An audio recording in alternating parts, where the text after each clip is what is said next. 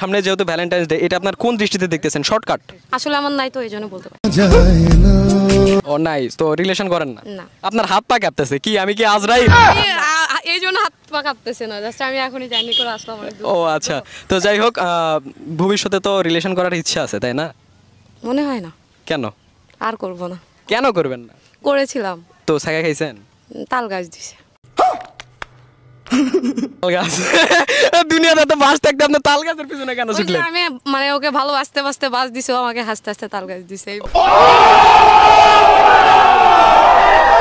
ভবিষ্যতে যদি তার মানে এরকম কোনো সুযোগ পান যে আপনি একটা ফাঁকা ফ্লিট পাইলেন অ্যান্ড হচ্ছে ফাঁকা ফ্লিটের মধ্যে আপনার বয়ফ্রেন্ডের সাথে আপনার হচ্ছে তার মানে নির্জন জায়গা কেউ নাই, এরকম একটা স্পেস পাইলে আপনি কি করবেন তার সাথে? এরকম সুযোগই নাই।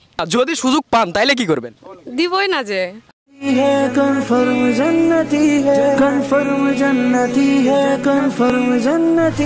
এখন যদি আমি আপনাকে সুযোগ দিই যে সামনে ভ্যালেন্টাইন্স ডে, আমারও কেউ নাই আপনারও কেউ নাই, সো এই অনুসারে যদি আপনি আমার সাথে তার মানে সময় স্পেন্ড করার সময় পান তাইলে আপনি কি করতেন? ভালো থাকেন আপনি।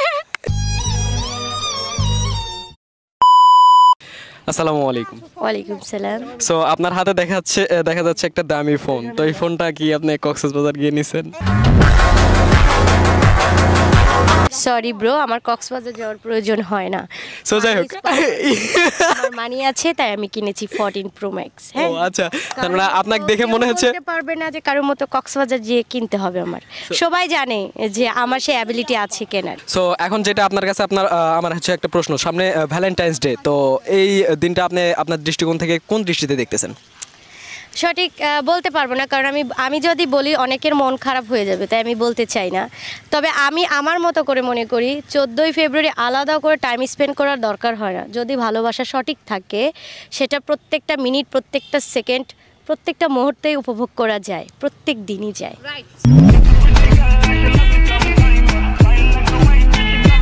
তো যাই হোক, এখন মেন টু জি পাওয়ার পয়েন্ট, যেটা ধরেন আপনার প্রিয় মানুষ আছে তো বা ছিল, বা যাই হোক আপনি জাস্ট কল্পনা করেন, ধরেন আপনার প্রিয় মানুষ এমন একটা স্পেসে আছে যে জায়গায় আপনি আপনার প্রিয় মানুষ দুইজনে এক জায়গায় বসে আছেন, তো এরকম একটা ফাঁকা স্পেস পাইলে আপনি সেই জায়গায় কি করতেন?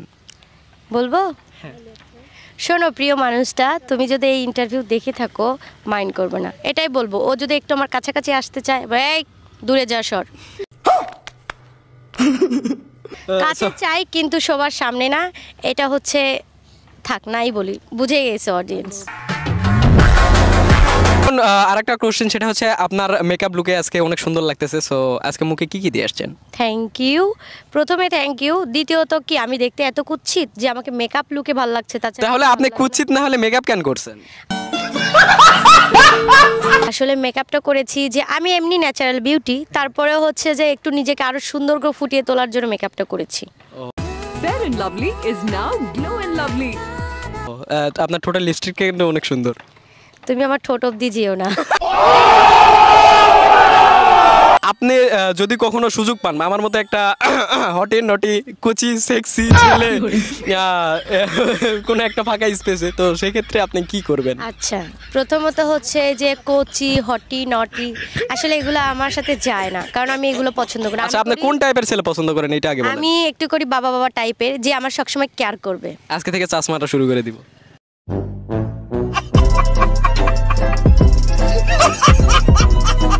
তোমার নামে তো মামলা হয়। কোন থানায়? আমার মনের থানায়। তো যাই হোক, এখন বিষয়টা হচ্ছে আমি তো হারাই গেছি। কোথায়? তোমার চোখের মাঝে।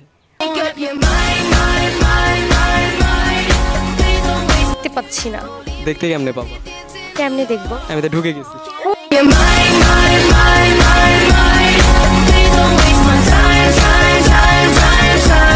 আপনার প্যাশন কি? কি করতেছেন? আমি একজন অ্যাক্টর, মডেলিং করি। মডেল। তো ফিউচার প্ল্যান কি? ফিউচার প্ল্যান একটাই, সেটা হচ্ছে আমি অনেক দূর অবধি যাইতে চাই। আচ্ছা, কত দূর অবধি? যত দূর গেলে আমাকে পাওয়া যায়।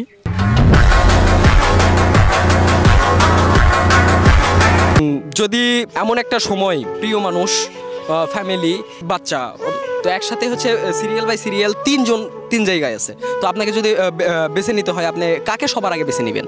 অর্থাৎ আপনার নিজের বাচ্চা, প্রিয় মানুষ, ফ্যামিলি, সো এই তিনটার মধ্যে আপনি কাকে বেছে নেবেন? আমি যেটা করব সেটা আমি বলছি, কে কি করবে জানি না। আমি সর্বপ্রথম বেছে নিব আমার সন্তানকে, কারণ আমি মনে করি সন্তানটা আমার শরীরের একটা অঙ্গ, আমার শরীর থেকে সে বেরোইছে। আর যাই হোক, সে তো আমার আপন ছাড়া, আমার ভালো ছাড়া ক্ষতি চাবে না।